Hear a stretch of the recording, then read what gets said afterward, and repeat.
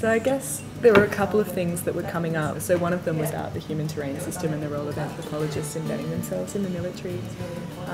But there are also some things that people were talking about a lot in terms of like whether anthropologists, so in that same interview, the anthropologist spoke about anthropology as being sort of an objective science, so people needing to remain detached from their field and like kind of distant scientific observers as opposed to getting too subjective or like involving themselves in their field mates. I don't even think you could properly ever fully understand a culture if you didn't get involved in it properly and like talk to the people and just became part of their lives, because you would never, there'd always be that barrier otherwise of your objectivity, I think. You know?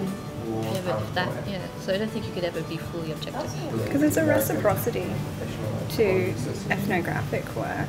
You have to give to receive, kind of thing, and that's how I very much view it, is I have to give to receive information, kind of thing.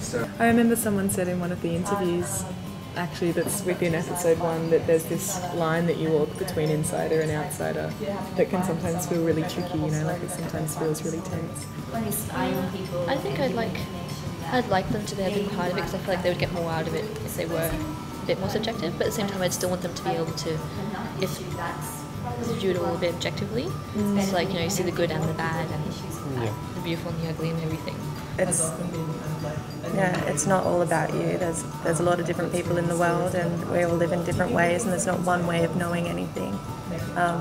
It's many different ways to live your life in different contexts, and we wouldn't know that because growing up wherever we did, it's our own context, and we don't see it as anything different. But showing the differences, I think.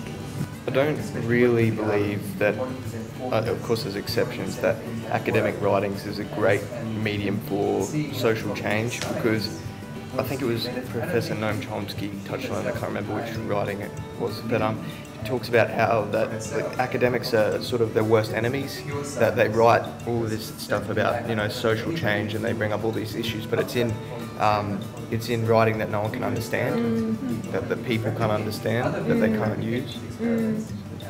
But it's not only about studying down, it's also about studying up. Study up to the institutions, critique the institutions, critique those who are in power. Because they're often really unjust in themselves. Human life kind of counts for something when you're looking at, like, is this murky or ethical? But it's like, well, if it's saving lives, then you probably need to put up, like, disregard some of the murky aspects of, well, is it true to anthropology and it's actually saving lives? Let's give it some credit. So anthropologists in the military, a good thing?